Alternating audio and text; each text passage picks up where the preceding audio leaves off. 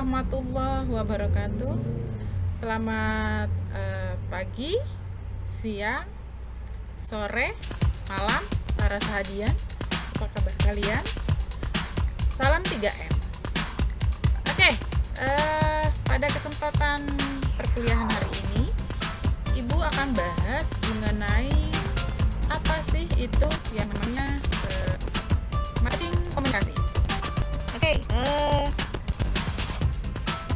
kalian pasti sering dengar nih apa yang namanya marketing komunikasi. Jadi kalian harus tahu dulu pengertian dari marketing komunikasi itu sendiri apa.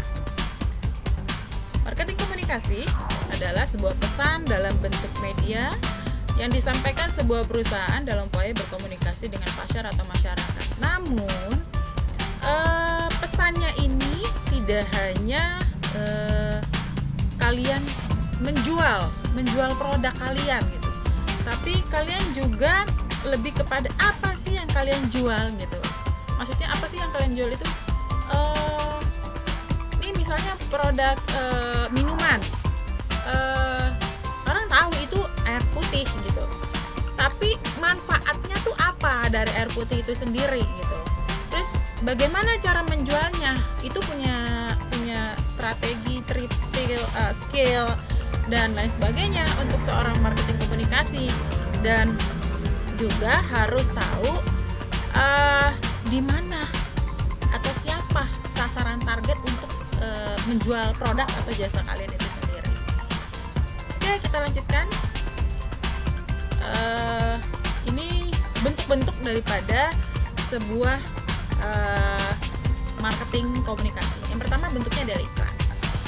Pasti semua orang tahu apa sih itu iklan gitu ya. Iklan baik di TV, di media cetak, di media sosial sekarang udah zamannya kalian gitu. Kalian udah paham lah pesan berupa produk atau jasa yang disampaikan kepada setiap orang dengan tujuan ada feedback atau transaksi atau ada penjualan dan pembelian. Contoh seperti sebuah iklan minumannya seperti Ibu jelaskan tadi.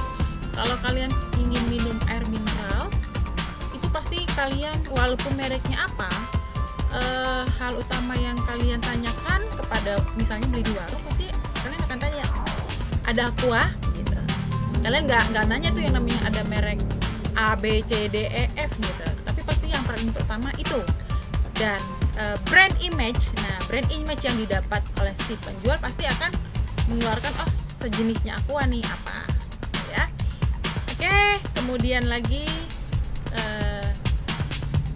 kalian harus melakukan penjualan langsung. Nah, ketika kalian menjadi seorang marketing komunikasi, kalian harus bisa yang namanya berjualan langsung. Kalian mungkin pernah lihat para SPG yang beredar di di pasar-pasar atau di kampus-kampus yang jualan rokok gitu ya.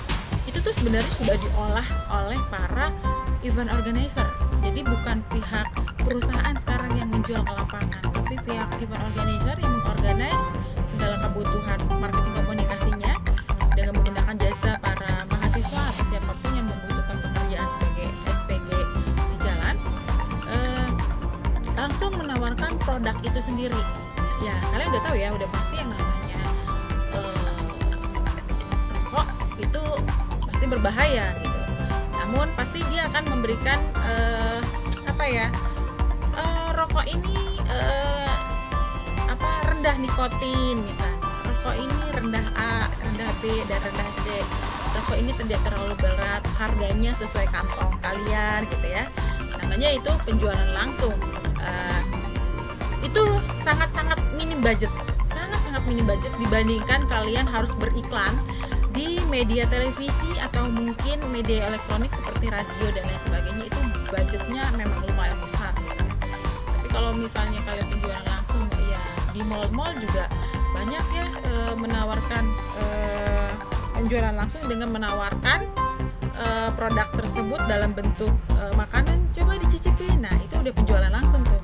Tapi kalau di dalam sebuah IO, biasanya kalau dia mau melakukan penjualan langsungnya itu, mereka terjun ke lapangan. Mungkin kalian pernah lihat di lampu-lampu merah gitu ya, penjualan tiket secara langsung gitu, dengan menawarkan beli hari ini harganya diskon 50%. Nah, itu namanya penjualan langsung.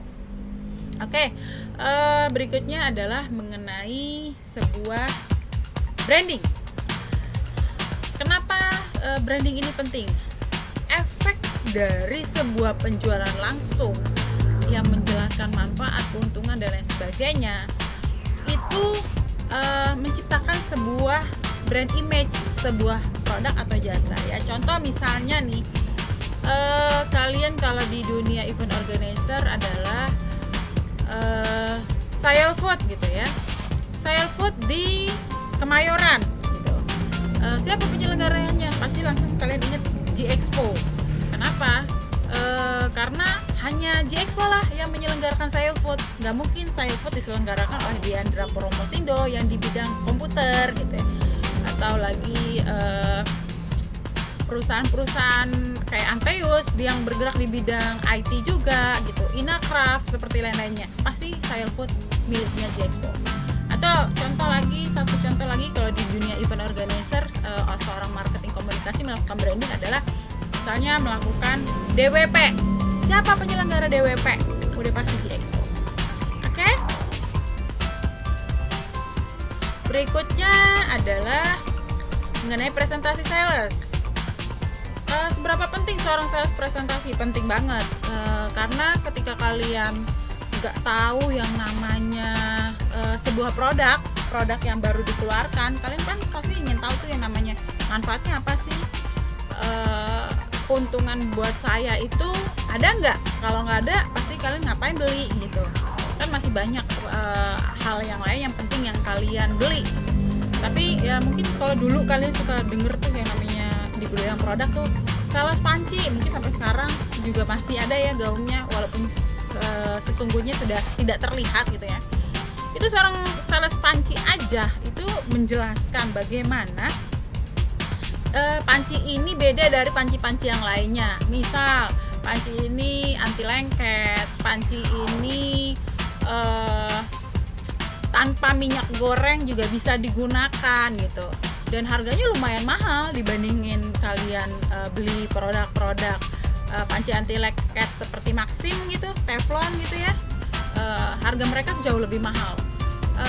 Tapi dengan presentasi sales, pendekatan emosional, memahami kebutuhan daripada si customer, itu pasti orang beli aja gitu. Nah, di dalam dunia I.O., presentasi seorang marketing komunikasi itu penting. Jadi ketika seorang vendor atau sponsor atau perusahaan sudah berminat, kita tuh pasti akan diundang nih oleh pihak perusahaan untuk melakukan presentasi. Coba deh kalian presentasi ke kami. Itu sering sekali dilakukan, dan itu sering ibu lakukan juga. Maksudnya apa sih nih I.O. ini kalian adakan? Itu maksudnya apa? Kalian beli sponsor dari kita, keuntungannya apa? Maksudnya apa? Tolong dijelaskan. Karena kalau kita cuma baca proposal, gambarannya tuh nggak ada di kita. Tapi kalau kalian presentasi langsung dan kalian memang ini perusahaan kalian tidak fiktif nih, nyata, kalian harus datang bawa presentasi yang jelas dan kalian bawa bukti-bukti hasil event yang pernah kalian selenggarakan. Oke? Berikutnya adalah sponsorship. Sponsorship ini penting kalian cari dan kalian dapatkan. Contoh sponsorship yang di zaman sekarang ini adalah misalnya media sosial online ya, YouTube gitu ya. Nggak usah jauh-jauh deh, kita ke YouTube aja. Kita perlu cari sponsorship si YouTube-nya ini sendiri. Kenapa si YouTube perlu kita jadiin seorang sponsor bagi kita? Karena semua orang di zaman sekarang nggak mungkin nggak nonton yang namanya YouTube, dan kita harus bekerja sama dengan si YouTube. YouTube mau nggak kerjasama dengan event kita gitu. Keuntungannya buat si YouTube apa? Kan saya udah terkenal gitu. Mungkin YouTube mau ngeluarin produk baru, atau mungkin YouTube mau branding terhadap para pengguna YouTube lainnya mengenai mungkin sekarang kayak YouTube musik gitu ya. Nah, kalau ketika YouTube bekerja sama dengan kami menjadi sponsorship di event kami, itu kita akan memberikan space waktu untuk si YouTube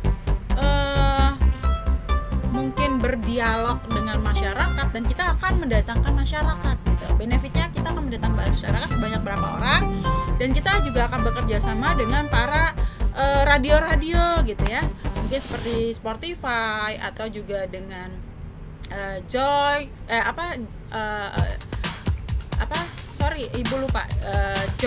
atau apa gitu ya, sejenis itulah, atau radio-radio Gen FM, kemudian radio Mustang masih ada nggak ya, ibu juga lupa, ya sejenisnya seperti itu. Jadi saling mengisi. Kalau misalnya pihak YouTube menghubungi para pihak radio, itu biasanya mereka akan masing-masing mengenain cas. Tapi dengan adanya kalian sebagai seorang event organizer di bidang marketing komunikasi, kalian bisa dapetin nih dari sponsorship dari si YouTube dengan cara barter, di radio juga dengan cara barter gitu. Sama-sama simbiosis mutualisme. Nah, dengan adanya sebuah event dan adanya seorang markom yang bisa mengolah dan mengemas itu semua bisa jadi gratisan. Semua bisa jadi saling berkolaborasi lah, kalau di zaman sekarang disebutnya berkolaborasi untuk menciptakan target-target goalnya masing-masing perusahaan itu sendiri apa. Oke, berikutnya bentuk daripada markom itu sendiri adalah aktivitas online. Ya udah, kalian tahu lah ya yang namanya aktivitas online itu apa aja. Ketika kalian posting di media sosial Instagram, mungkin sekarang TikTok gitu ya, terus ada Twinsy apa gitu ya, kemudian juga aktivitas online di YouTube juga gitu. Ya disitulah sebuah iklan bisa berjalan dan sebuah iklan bisa sampai ke target masyarakat itu sendiri. Oke, kita lanjut ke bagian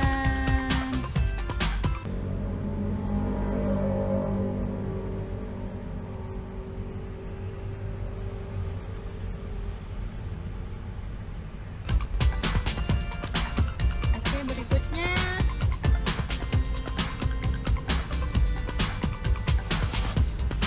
Point of view dari seorang markup. Jadi point of view-nya itu bagaimana sih cara untuk memasarkan ke segmen yang disasar. Itu punya sebuah tips sedikit. Jadi kalau kalian memasarkan sebuah jasa atau memasarkan sebuah produk, itu ya seperti yang materi sebelumnya ibu jelaskan, harus tepat sasaran, jangan sampai salah sasaran. Targetnya milenial, malah pasangnya atau malah berpromosinya atau memasarkannya di ibu-ibu gitu. Ya nggak akan ada yang datang, nggak akan ada yang beli gitu. Oleh karenanya, yang pertama adalah harus menarik. Apa sih maksud dari kata menarik? Menarik ini dengan tujuan supaya barang atau jasa kita tuh laku gitu. Gimana caranya supaya barang atau jasa kita laku? Kemasannya lah yang harus beda, ya kan? Kemudian kalian harus tambahin keuntungan dari penggunaan produk atau jasa itu sendiri. Kemudian kalian juga harus memikirkan yang namanya kemasannya itu sendiri gitu. Kalau dalam sebuah iklan, kemasan desain yang baik itu ada yang menarik, itu adalah point of view-nya kalian gitu ya. Ya kemarin kan Kak Ibu sudah memberikan tugas kepada kalian, buatlah sebuah desain. Nah, kalau desain kalian itu menarik, orang pasti akan membaca gitu. Orang pasti akan ada sebuah transaksi. Nah, itulah tujuannya kenapa harus menarik. Yang kedua, harus mempunyai jangka panjang. Kenapa jangka panjang? Dalam sebuah event itu pasti nggak mungkin prosesnya cuma sebulan jadi gitu ya. Itu butuh waktu proses paling cepat 3 bulan, paling cepat. Itu pun kalau budgetnya banyak. Kalau misalnya budgetnya nggak terlalu banyak, itu 6 bulan. Itu harus kalian kelola 6 bulan. Contohnya aja kayak seperti PRJ, itu prosesnya 1 tahun. Jadi tahun ini sebelum waktunya mulai, ini udah proses nih markomnya, menawarkan, mengirimkan proposal ke semua perusahaan, ke semua dinas dan lain sebagainya. Itu markomnya udah jalan tuh dari setahun sebelumnya. PRJ kan bulan Juni ya, berarti dari Juni tahun ini sampai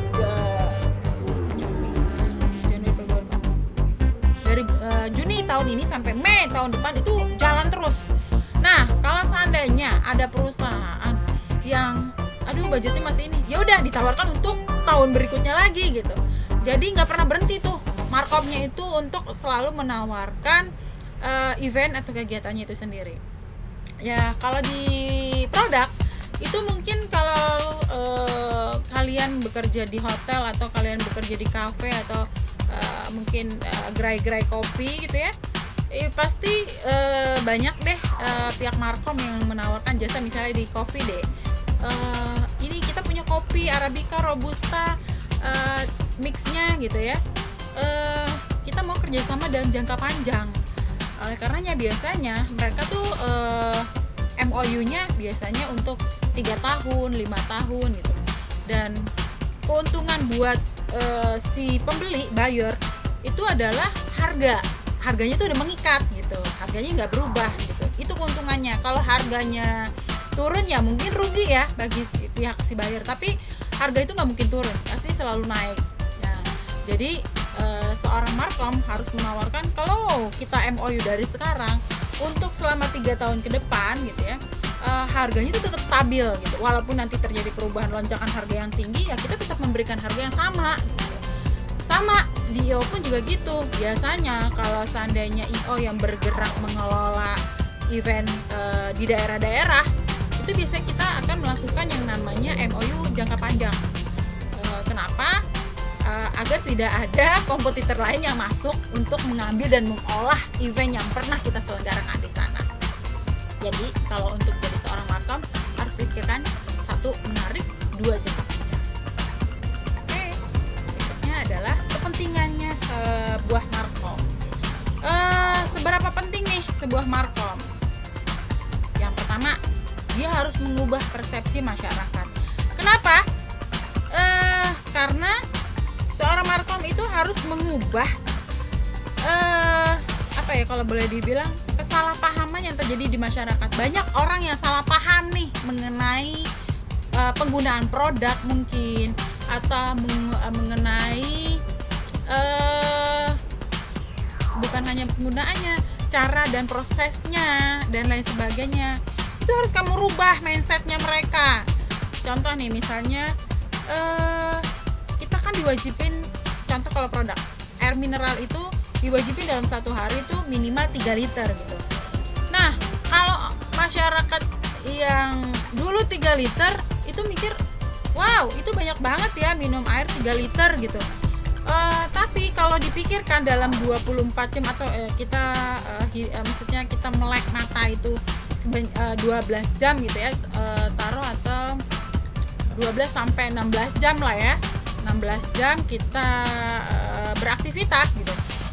3 liter dibagi 16 jam itu sebenarnya nggak ada apa-apanya gitu. Jadi banyak orang yang salah persepsi minum 3 liter itu mungkin dalam jangka waktu pendek, tapi seorang markom jelasin sama si masyarakat ini, nggak gitu loh. Kita minum 3 liter air itu misalnya nih sejam sekali minum nih minimal 250 ml, atau 2 jam sekali minimal udah harus 500 gitu. Gimana caranya diatur aja gitu. Jangan sampai 3 liter sekaligus gelegek ya, jantung juga nggak bagus gitu kan. Pasti terjadi suatu masalah yang ada penyakit gitu. Nah, di dunia event organizer mengubah persepsi masyarakat nih, contoh konser musik, pasti orang akan bermindset konser musik itu ini pasti identik dengan mabuk-mabukan, ya kan? Kemudian pasti bawa senjata tajam, pasti ada yang namanya keributan. Kalian nggak bisa ngebohongin deh sama diri kalian sendiri, yang namanya hal-hal itu pasti terjadi gitu kan. Ya wajar sih gitu, Tapi kan contoh kayak konser musik Korea gitu ya, mereka nggak ada tuh yang namanya keributan gitu. Paling kalau keributan itu masalah ngantri beli tiket gitu. Ya itu kesalahannya mungkin. Itu dia persepsi mereka beli tiket hanya bisa di tempat. Padahal kan bisa beli tiket melalui marketplace atau online daripada si penyelenggara gitu. Oleh karenanya mengubah persepsi masyarakat dengan menjelaskan secara detail itu sebenarnya penting banget. Oke? Berikutnya adalah menciptakan brand awareness. Kenapa harus menciptakan brand awareness? Ini sama seperti yang tadi sudah Ibu jelaskan di awal, bahwa ketika Anda seorang event organizer menghasilkan kegiatan event yang menguntungkan, yang spektakuler, pasti ketika kalian menyelenggarakan event tersebut di kota lain dalam jangka waktu yang dekat, misalnya sebulan berikutnya saya akan menyelenggarakan Sayur Food di Bandung, pasti orang mikirnya oh pasti ini VJ Expo nih yang menyelenggarakan. Oke? Seperti itu kurang lebihnya. Berikutnya adalah menciptakan royal customer. Nah, kenapa sih harus mencari customer yang royal? Ini harus dijaga gitu ya. Customer yang royal ini sulit sekali kita mendapatkannya, karena dengan kita melakukan iklan secara persuasif itu lebih kayak kita mendekatkan manfaatnya, itu udah pasti customer itu akan menjadi seorang customer yang royal, bukan bukan lagi menjadi customer yang boleh dibilang tebang pilih masih mencari-cari gitu. Tapi enggak, pasti mereka kalau wah benefitnya kalau saya datang ke sebuah PRJ, misalnya beli handphone yang biasanya di luaran harganya misalnya 20 juta, beli di PRJ banyak diskonnya, banyak hadiahnya, itu menghasilkan customer itu pasti akan nunggu tuh yang namanya PRJ diselenggarakan kembali. Kenapa? Karena dia ya bener-bener untung. Bayangin aja dari harga 20 juta misalnya jadi 15 juta, 5 jutanya kan lumayan, betul kan? Oke.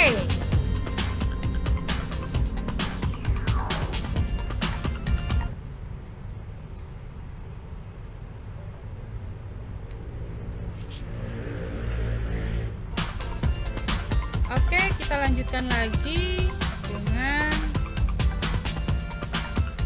strategi seorang markom. Jadi kalau kita mau jadi markom, kita harus punya strateginya ya. Strategi yang pertama adalah kenali target pasar. Kenapa kita harus mengenali sebuah target pasar? Nah, kita harus melakukan dulu sebuah penelitian nih atau survei.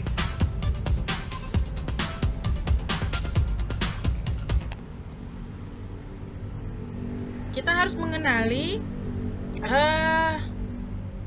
dengan melakukan penelitian atau survei mengenai segmen pasar kita. Jadi menurut teorinya Kotler dan Gary, itu kita harus mempelajari sisi geografis tau kan, tempat tinggalnya seseorang tuh di wilayahnya yang mana sih gitu. Jangan sampai kalian jualan tapi produk kalian premium dijualnya di low atau middle gitu. Jadi harga kalian nggak akan tembus di sana, karena ya geografis emang penting banget sih, harus kalian survei ya untuk menentukan harga yang kalian pasarkan di wilayah tersebut. Kemudian sisi demografinya mulai dari usianya, kemudian dari laki-laki atau perempuan atau bisa unisex. Kemudian kalian juga harus pikirkan ini untuk orang tua, anak muda atau anak-anak. Kemudian kalian juga harus memikirkan agamanya apa, bisa 5 agama yang ada di Indonesia atau hanya agama tertentu gitu kan. Kemudian juga kalian harus memikirkan sisi demografis lainnya. Itu benar-benar harus dalam penelitian yang panjang. Tujuannya apa? Supaya apa yang menjadi target penjualan produk atau jasa kalian itu sampai gitu. Jangan sampai itu salah. Kemudian sisi psikografisnya ya. Psikografisnya ini bisakah digunakan nih contoh untuk anak-anak autis? Bisakah ini digunakan untuk orang-orang yang berkebutuhan khusus atau bermental lemah atau orang-orang yang normal-normal aja yang bisa menggunakan produk atau jasa kalian gitu. Kemudian socioculture juga harus kalian perhatikan. Contoh nih, itu sebuah lingkungannya itu mewakili dari masyarakat Betawi misalnya. Kemudian pola hidup masyarakat di sana itu seperti apa? Jadi kalian harus mikirin, kalau orang Betawi itu senangnya misalnya ya, senangnya dalam bentuk guyonan kalau menyampaikan pesan, itu kena nih gitu. Atau senangnya mereka dalam bentuk ngegosip gitu ya, masuk-masuk di sela-sela di antara gosip-gosip gitu. Itu yang harus dilakukan penelitian di sebuah lapangan oleh seorang markom. Oke, kemudian berikutnya adalah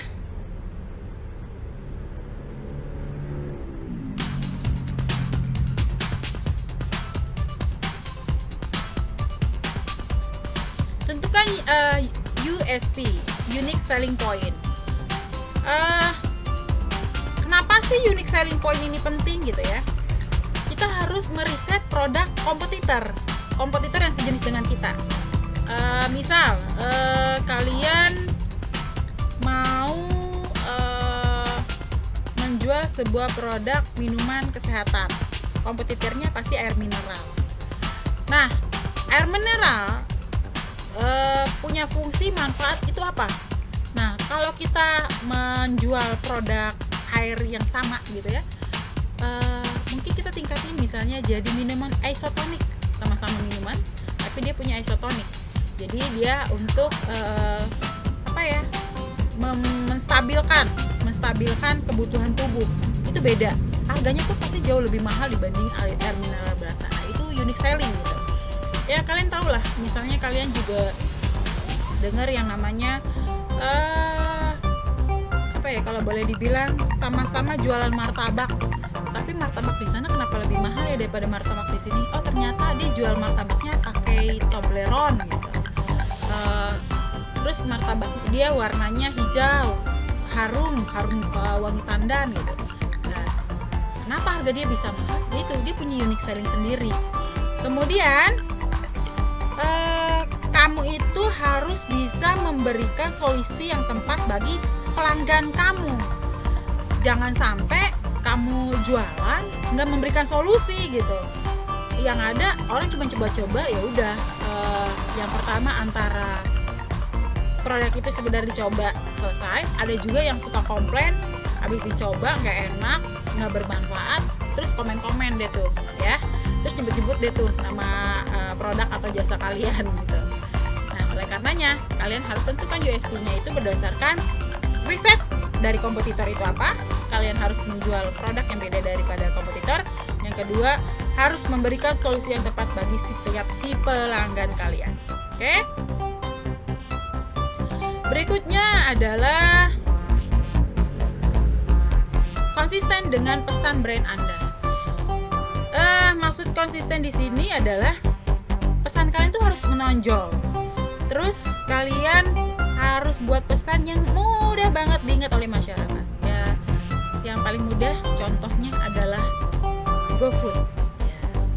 Kalau kalian mau pesen makanan tanpa harus keluar rumah, ya udah GoFood aja gitu. Dia punya hashtag banyak ya, hashtag dari si Gojek ini hashtagnya banyak banget. Mulai aja dulu, kemudian bisa di mana aja dan lain sebagainya lah. Kalian pasti paham. Kemudian banyak ya produk-produk yang memasarkan penjualannya ini dengan menggunakan hashtag yang mudah diingat. Kemudian ketika seseorang menyebut itu, oh udah pasti ini nih gitu. Ya. Oke. Berikutnya adalah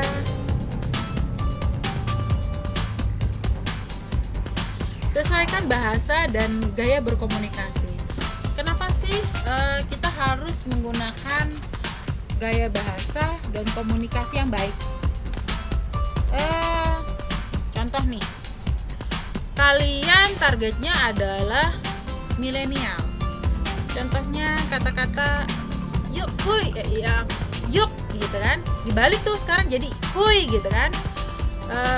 Terus bang jadi apa gitu. Ya itu targetnya itu kalian adalah milenial.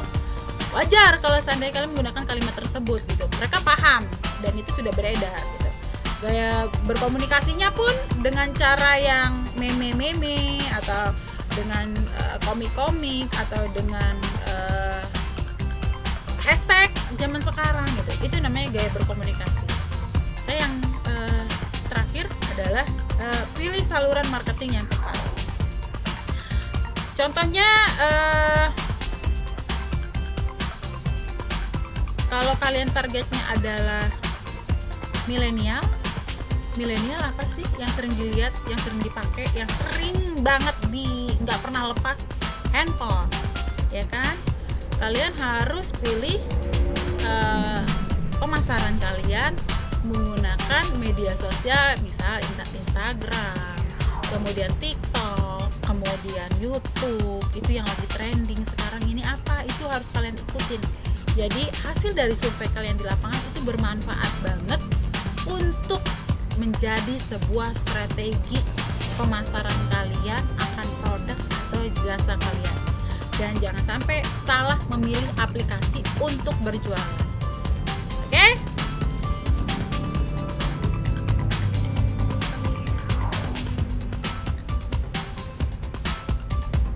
Yang terakhir, jaga hubungan dengan klien, relasi, dan strategi.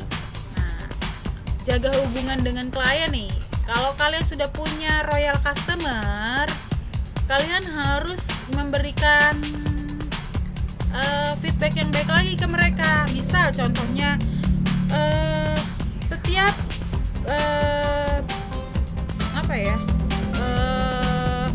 boleh dibilang pelanggan yang sudah memiliki ID, contoh kita ke Indomart, kalian pasti disuruh buat yang namanya ID Indomart. Jadi setiap kali customer yang datang kan ditanyain tuh sama kasirnya, punya kartu Indomart atau Alfamart gitu? Ya nggak bawa, oke nomor handphonenya gitu. Kita sebagai customer pasti akan merasa, wah dia walaupun kita nggak bawa kartu, dia masih punya backup data kita nih. Nah keuntungannya apa sih? Ibu sering suka tanya dengan para kasir. Keuntungannya kalau misalnya ibu adalah member di kita, ibu akan dapat diskon nih di produk-produk tertentu. Produknya itu dia nggak pernah pasang tuh diskonnya itu di produk mana aja. Itu sengaja mereka lakukan karena untuk menarik member gitu ya, menarik seseorang menjadi loyal customer-nya mereka. Itu kelebihan yang mereka berikan pada setiap kliennya mereka dengan menjaga hubungan tersebut. Kemudian mereka juga harus menjaga relasi ini dalam artian contohnya di bidang event organizer, para sponsornya kalian. Ketika kalian sudah punya sponsor, keep in touch ya, selalu menyapa, selalu walaupun kalian nggak ada event juga ngobrol aja layaknya teman gitu. Mereka juga seneng kok, tapi jangan ngegangguin waktu istirahatnya mereka ya, atau waktu kerjanya mereka. Mungkin di jam siang gitu kalian menyapa, apa kabar, gimana nih perusahaan, lagi ada kegiatan apa gitu. Pasti dia akan nanya tuh, wah tumben nih. Nah walaupun seperti itu ngobrol aja, pihak sponsor juga seneng kok gitu. Dengan semakin dekatnya kalian ke mereka, misalnya nih si brand manager yang memutuskan untuk mengikuti event kalian, dia pindah ke perusahaan manapun, pasti deh perusahaan event kalian itu akan selalu nih aku pindah nih ke perusahaan ini, coba tawarin deh kalian ada event apa nih kesini gitu. Itu pasti dilakukan. Itu karena apa? Karena kalian selalu menjaga hubungan relasi dengan mereka. Oke? Karena bagaimanapun keep in touch dengan para relasi komunikasi itu penting. Dan kalian harus membuat strategi yang terbarukan gitu ya. Kalau kalian bingung bikin strategi terbaru apa, ya udah kalian lihat aja kompetitor kalian bikin apa nih strategi saat ini. Kalian bikin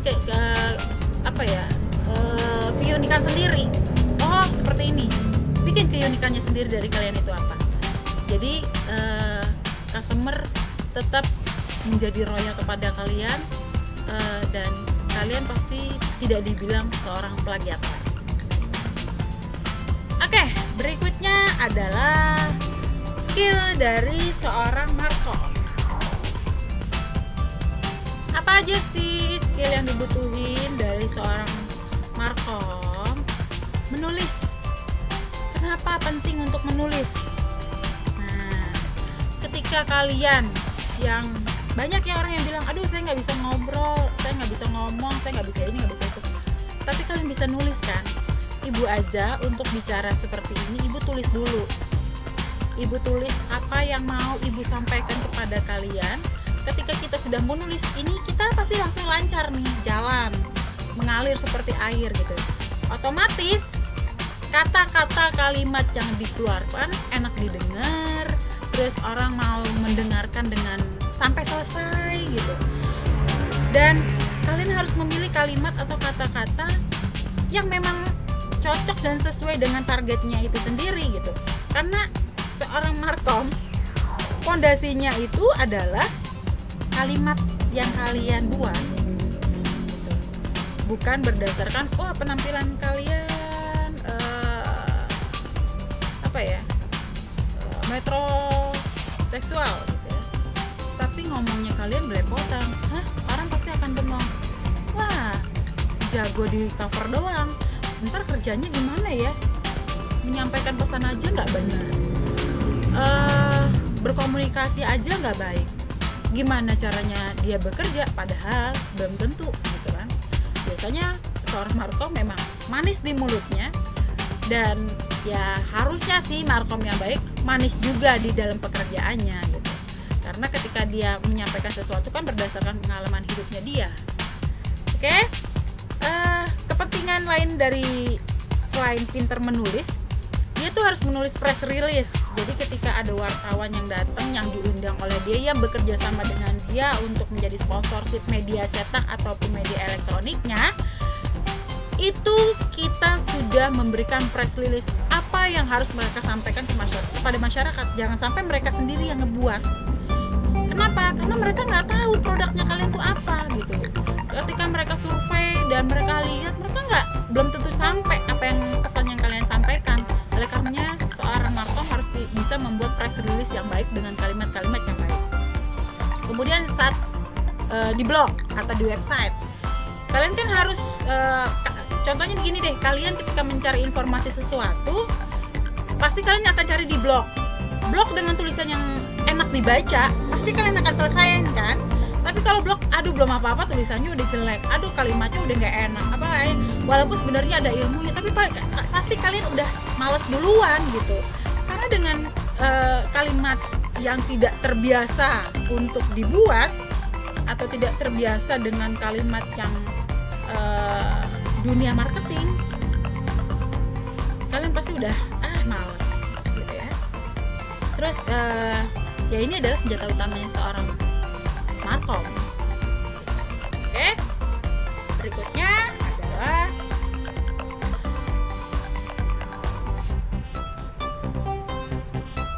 public speaking. Kenapa sih seorang markom harus bisa menjadi public speaking? Iyalah, namanya juga markom, marketing komunikasi gitu kan. Dia harus punya rasa pede yang tinggi, harus punya rasa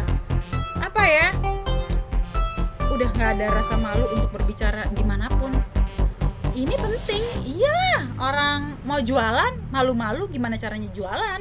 Siapa yang mau beli produk kamu? Orang kamu nggak pernah ngomong gitu, orang kamu nggak pernah mempublish, orang kamu nggak pernah beradaptasi, nggak bisa ngomong, ya gimana dong?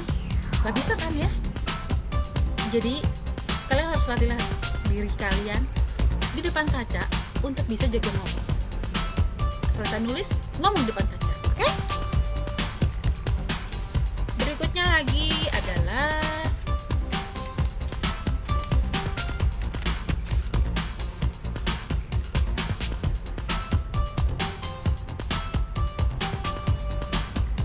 peka dan empati.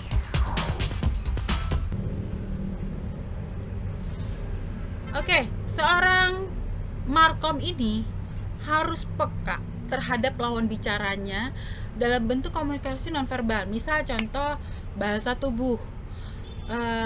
Ya ketika dia sedang bicara ya ekspresi kalian nih, bahasa tubuh kalian ya harus yang bener-bener kalian dengerin kebutuhan orang gitu.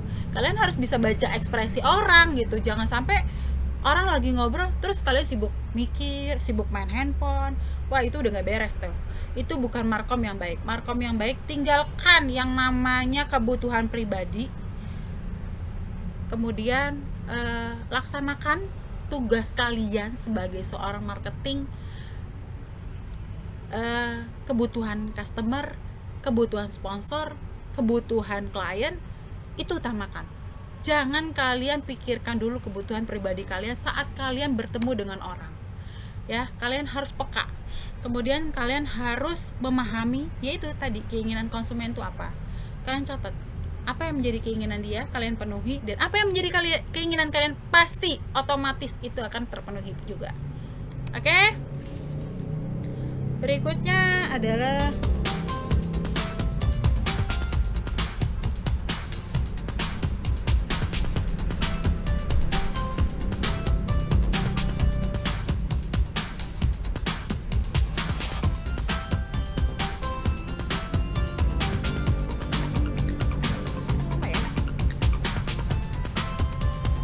desain grafis. Kenapa seorang markom harus bisa desain grafis? Ini sih sebenarnya tidak mutlak ya. Tapi kalau kalian bisa ngedesain sendiri gitu ya, kalian kan harus bekerja sama nih dengan orang desain grafis yang asli. Tapi maksud kalian, kalau kalian udah bisa nih, maksud kalian disampaikan ke mereka itu udah lebih klop gitu loh. Misalnya gini, contoh ibu membuat materi presentasi seperti ini, ibu maunya seperti ini gitu. Kalau ini sih ibu bikin sendiri gitu kan. Nah, ibu bilang nih, misalnya kalau ibu ada kerja sama dengan orang, aku tuh pengen seperti ini, tapi aku pengen ada tambahan efek ini, efek ini, efek ini, efek ini gitu. Coba deh tolong buatin. Itu kenapa pentingnya kalian harus bisa ngedesain. Jadi apa yang tujuan utama kalian apa, dibuatin oleh seorang desain grafis yang ahli di bidangnya, itu pasti karyanya luar biasa bagus banget, dan itu pasti akan tepat sasaran dan tepat di targetnya, pas kalau boleh dibilang. Oke, karena apa? Iklan yang pas, komunikasi yang pas, karena adalah hasil kerjasama antara seorang marketing komunikasi dengan bagian pendukungnya, dengan apa maunya kalian, hasil penelitian kalian itu sampai ya. Karena orang grafis itu gak pernah ke lapangan, gak tahu nih situasinya dan kondisi di lapangan seperti apa. Yang tahu siapa? Markomnya lah. Oke, sekarang apa sih yang jadi job desk seorang markom? Yang pertama,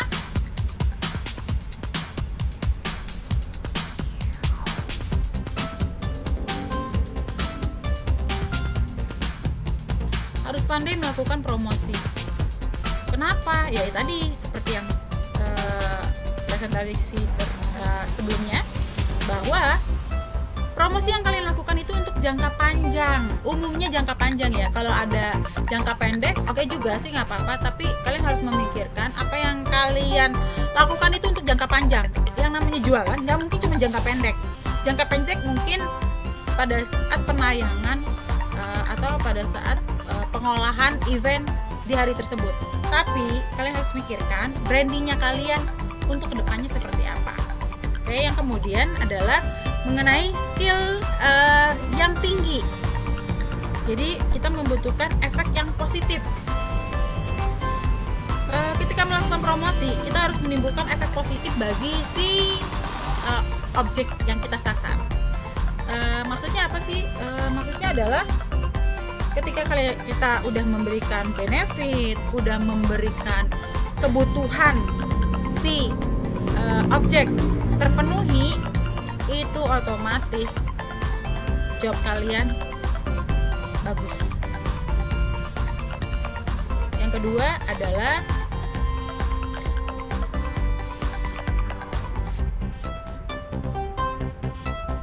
mengiklankan produk atau jasanya kalian. Ya iyalah, namanya juga markom. Kalau kalian gak iklanin produk atau jasanya kalian, bukan markom namanya. Kalian aja seorang editorial. Ya. Bentuknya harus representatif produk yang tidak langsung ya. Mungkin kalian tidak bawa barangnya ya atau jasanya gitu. Tapi kalian harus melakukan pendekatan secara soft selling atau hard selling. Contoh nih misalnya tadi panci. Pancinya kan saat jualan pasti si sales nggak bawa panci produk yang benar-benar mau dibeli si kliennya kan atau customernya kan. Pasti dia cuma bawa sampel gitu. Oleh karenanya dia harus melakukan pendekatan secara soft selling. Soft selling itu yaitu tadi jelasin dulu nih produknya apa, bla bla bla bla bla bla bla bla. Hard sellingnya itu apa? Hard sellingnya contohnya misalnya nih, Bu, kalau seandainya Ibu mau uji coba, yuk kita praktekin. Itu hard selling. Jadi praktekin biar si customer beli. Praktekin biar si customer ketika udah uji coba dia merasa iya ya bener ya apa yang dibilang sama si masnya ya. Walaupun belakangnya nggak tahu ya gimana, tapi yang paling pasti ketika kalian sudah melakukan pendekatan itu, orang pasti di antara 10 3 atau 4 orang pasti akan beli. Sama seperti event. Oke, kemudian adalah yang ketiga, memasarkan produk secara langsung. Ya, produk atau jasanya secara langsung. Nah, ini bisa dilakukan kalau untuk jasa melalui database ya. Contoh perusahaan yang paling sering banget kalian pasti mulai merasa keganggu, misalnya perusahaan asuransi lah, perusahaan kartu kredit lah, dan lain sebagainya. Mereka punya database. Database-nya dari mana? Mungkin ya kalian pernah nabung, itu punya data kan. Nah, pihak asuransi pasti bekerja sama nih dengan pihak perbankan untuk datanya, dan perusahaan perbankan pun mendapatkan keuntungan dengan kerjasama tersebut. Mungkin mereka dapat berapa persen. Oleh karenanya ketika kalian menjadi seorang markom, kalian juga harus mencari kerjasama untuk pihak perusahaan lain yang membantu kalian menjual tiket, menjual produk, menjual jasa kalian. Contoh kayak sebelum pandemi ini mungkin kalian sering lihat konser musik Big Bang gitu kan. Tiket bisa dibeli di Traveloka atau Raja Tiket atau di Shopee atau di mana lah itu, entah marketplace mana gitu. Itu yang namanya memasarkan produk atau jasa kalian secara langsung melalui kerjasama. Itu maksud utamanya. Jadi kalau kalian nggak punya database, kerjasamalah dengan para stakeholder yang lainnya. Kemudian berikutnya adalah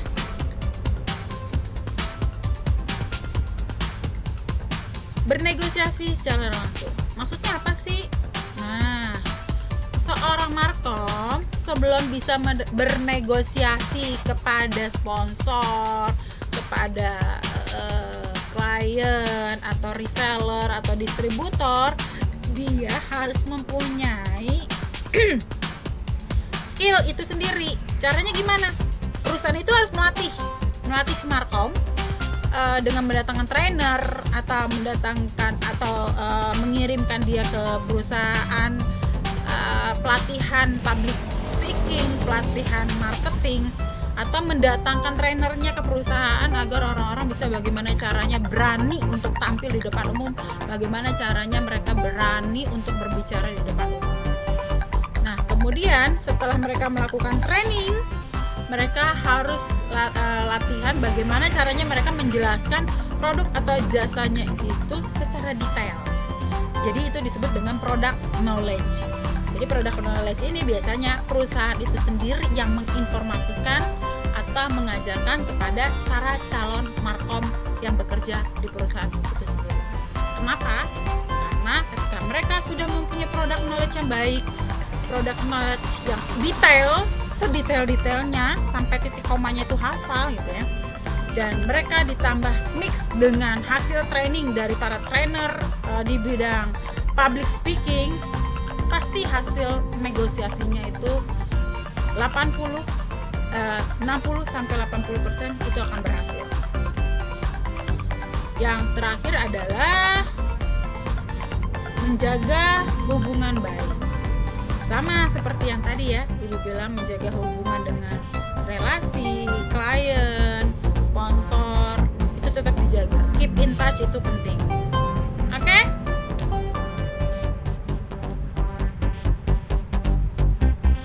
Oke, ternyata sudah habis slide presentasinya.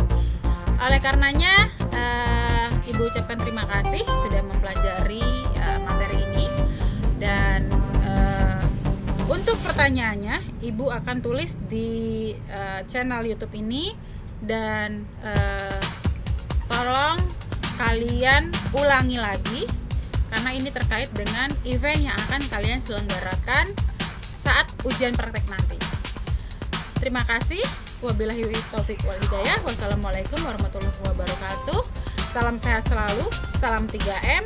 Kirim salam untuk orang-orang terkasih yang ada di sekitar Anda. Selamat pagi, siang, sore, dan malam.